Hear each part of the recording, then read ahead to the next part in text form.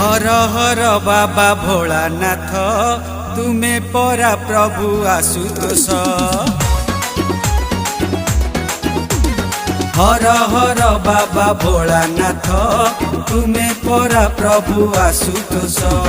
तुमरी करुणा रही प्रभु, तुमरी करुणा रही प्रभु, दूर हो जाए सबु दुख। हर हर बाबा भोलानाथ तुमे परा प्रभु आशुतोष। हर हर बाबा भोलानाथ तुमे परा प्रभु आशुतोष।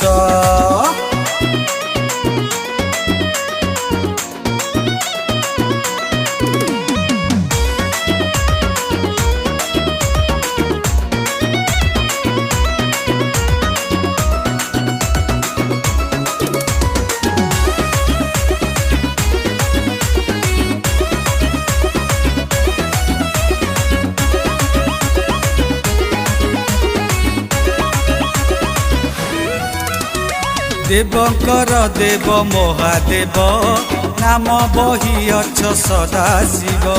जटारे तुमर गंगा विराजित मस्तके शोभित अधचंद्र।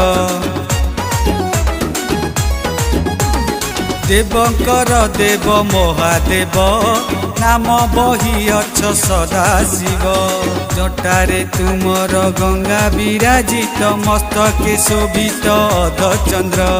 नाम बही चंद्रशेखर नाशकर प्रभु दुराचार। नाम बही चंद्रशेखर नाशकर प्रभु दुराचार।